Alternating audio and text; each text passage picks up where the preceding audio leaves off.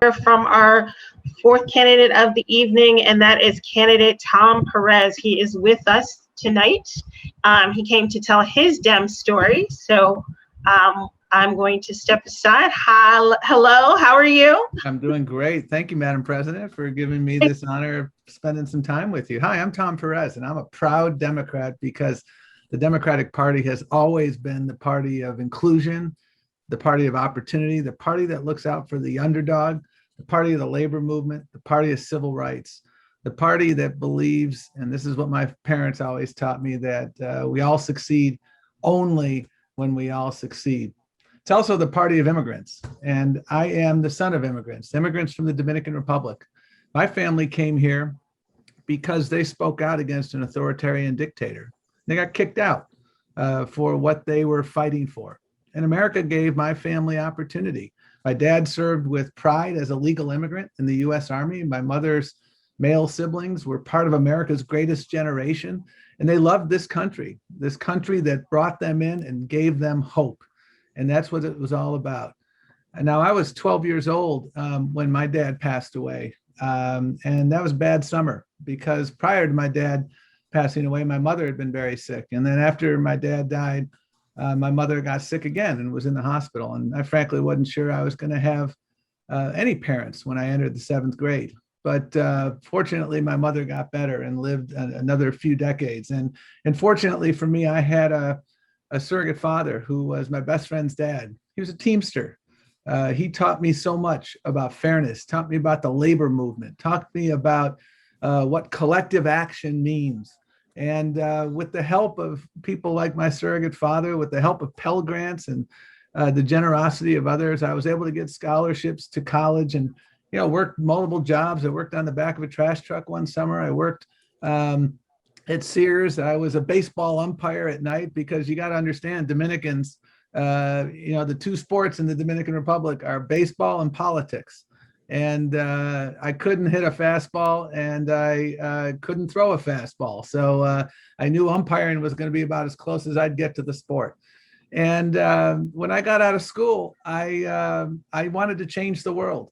My parents taught my 4 siblings and I that you should always make sure the ladder's down for others. And so I spent my entire career in civil rights and in labor rights, pursuing racial justice, economic justice, opportunity. I spent the better part of a decade prosecuting police misconduct cases all across the country.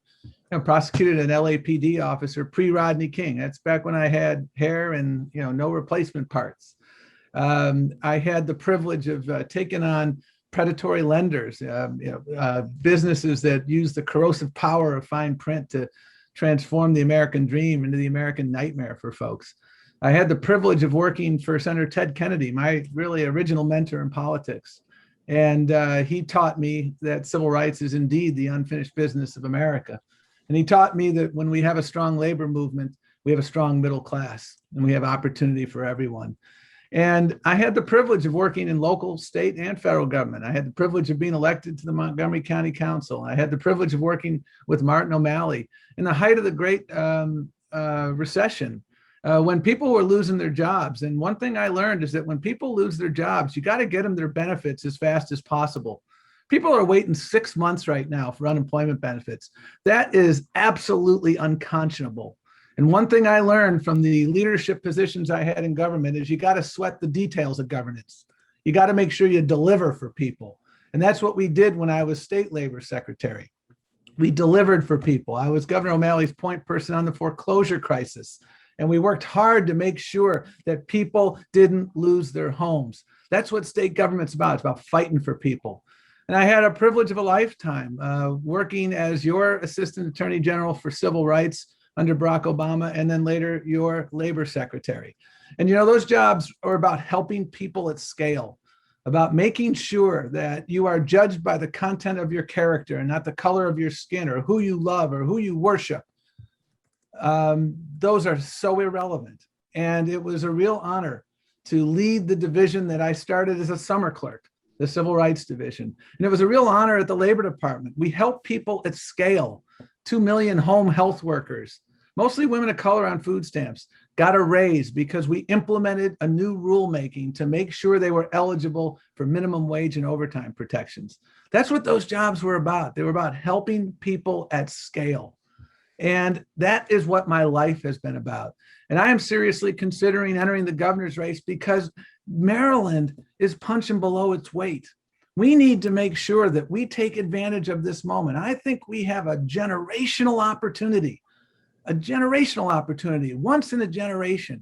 And these windows don't stay open indefinitely, to make sure that we are realizing our full potential and that we pursue an agenda of opportunity for everyone, economic opportunity, racial justice, making sure that zip code never determines destiny.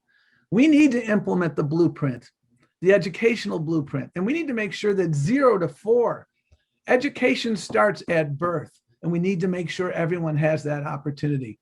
We need to make sure that we are investing in healthcare, and I've asked my colleague Tucker Kavanaugh to put into the chat an op-ed I wrote that was just published today in the Baltimore Sun. Every single person in this state should have access to quality, affordable healthcare. We have hundreds of thousands of people who do not, and I have a plan to get us to 100% coverage. We need to make sure that we are investing in our climate agenda.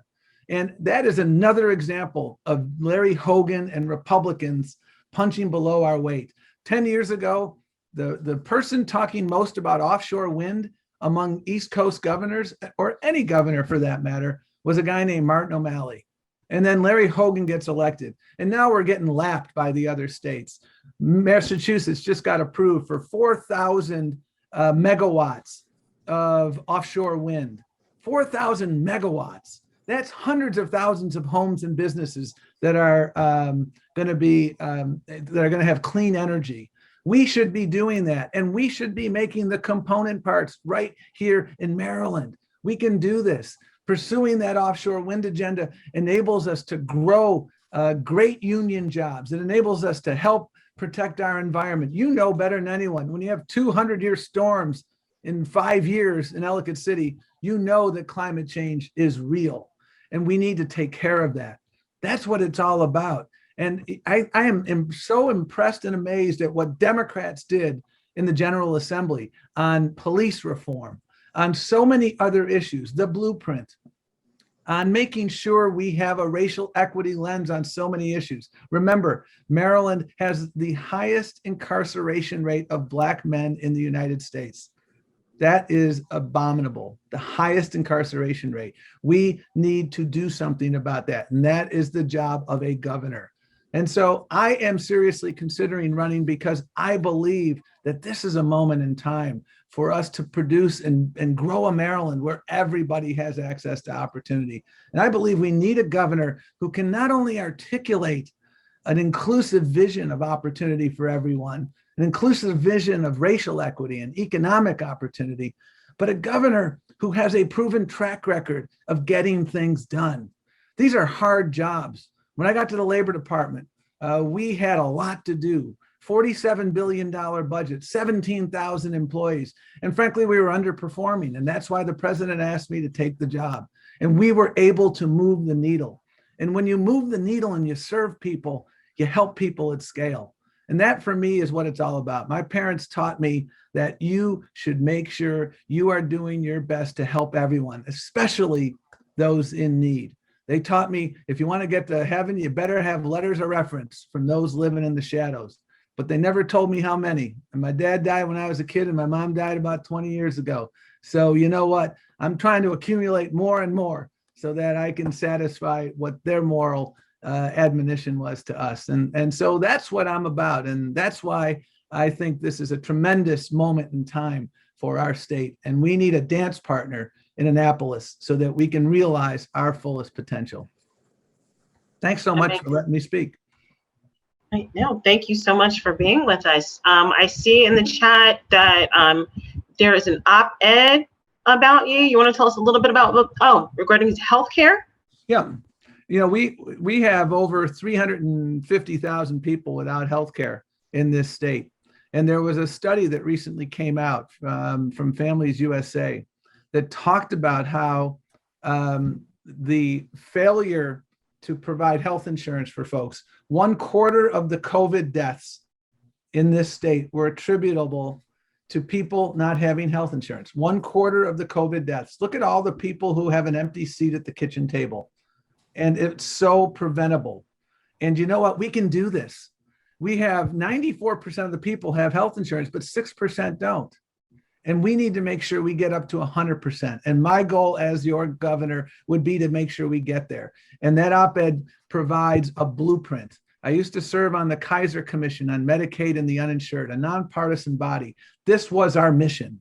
We can do this. And one of the things we need to do in this area is make sure we enroll eligible people. We can do a better job of that, making sure that people who are undocumented get access to healthcare. We did that in Montgomery County when I was on the county council. I'm proud of what we did.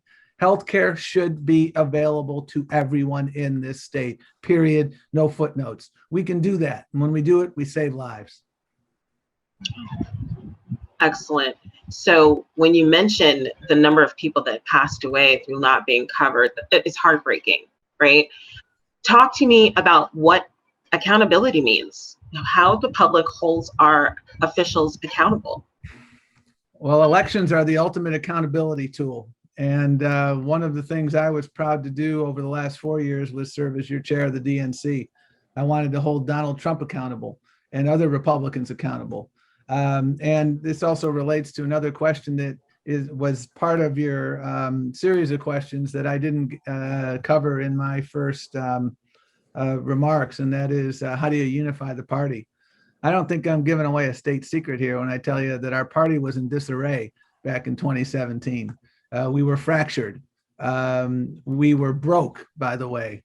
And we had a crisis of confidence because the Democratic Party let people down. We took people for granted, especially in communities of color. And my job and my goal in running was to bring the party together. And I started before the election for DNC chair. One of my close friends in Congress is Keith Ellison.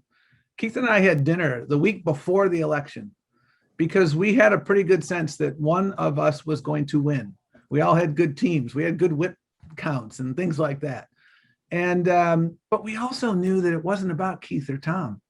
It was about bringing the party together. And so we agreed that whoever won, the other person would immediately be brought in. And so 90 seconds, it might have been 60 seconds after I had the privilege of winning, I asked Keith to join us as our deputy chair. And we were a great team. I just talked to him literally today. He continues to be a good friend. And we set out to bring people together. And the way you unite people, the accountability mechanism, if you will, Madam President, is you build a big table. We had a process known as the Unity Reform Commission. We built a big table. We had some really tough conversations, but we took some really important steps to reform the party, including dramatically reducing the role of superdelegates. And we took major steps to make sure that people had a voice. You didn't just have a seat at the table, you had a voice. And we really went back to our roots to make sure that we were talking to people because all politics is personal. Organizing early, organizing everywhere, leading with our values. That's what we tried to do. And we didn't win every election, but boy, we won a lot. And I want to say thank you to all of you because many of you were not only working here in Maryland, I know you were working elsewhere. And every time I think about the American Rescue Plan, I think about one word, Georgia. Where would we be without winning the Senate races in Georgia? And I am certain that many of you were sending letters or you went down there. That was an all hands on deck enterprise. The search for unity and the search for accountability, it's a timeless journey. I think we're better off than we were before. But I know in my campaign, we are building a very, very eclectic team, a very, very diverse team, because that's how we succeed. I firmly believe that when we have a big table with diverse voices, that's how we get ahead. And that's what I tried to do. And that's how we're going to hold Republicans accountable. We've got to understand one thing about Maryland, and I know it's a harsh reality, but Maryland is a purple state when it comes to governor's races, and we've got to come to grips with that. And so we need a candidate who can excite the Democratic primary electorate and then can turn around and hit the ground running in a general election so that we will continue to have that excitement. And I am going to do my level best to be that person. Excellent. So one last question. I'm going to pull this one out of the chat. So sure. It's a big pool of candidates. Do you think it'll hurt or help the Democratic Party going into the gubernatorial race? Well, it's about 18 less than ran for president. And people were asking that question in the presidential primary. Is 25 candidates going to be a formula for a lot of infighting? And what we did in that process is we built a really fair process. We gave everybody a fair shake, and then we let the voters decide. And I think the same thing will happen here. Marylanders are smart folks. You're going to kick the tires on all the candidates, and I invite you to do that. John King is my friend. We have broken bread. His wife, the four of us have gotten together. He's a good person. And you should look at all the candidates because there are differences and there are similarities. And I think you have to look. And one thing I learned from watching Donald Trump for 4 years, experience matters. The governor needs to do so many things. And we need a candidate and a governor who can not only articulate a vision that will bring people together, but we need a governor who can make sure that you don't wait 6 months for your unemployment check. A governor who can deliver for you. A governor who can actually reduce healthcare disparities. A governor who will address the opioid crisis. We had a record number of opioid deaths last year.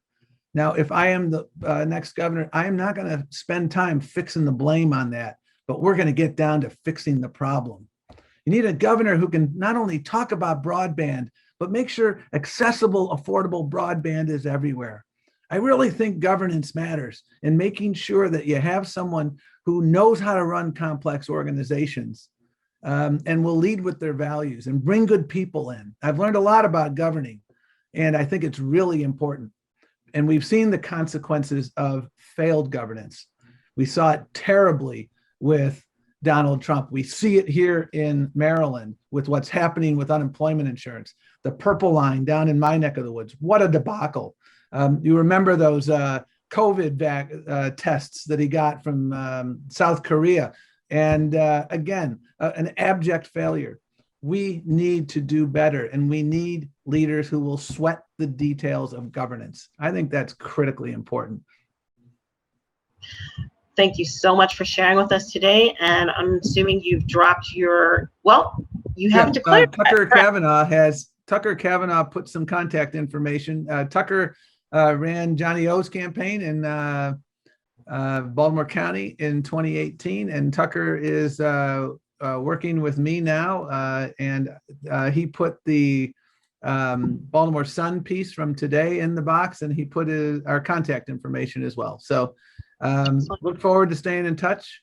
And Madam President, I really appreciate the honor of spending time with you and so many others. Very good. Thank you so much for being here. Thanks. Have a great night. Thank you.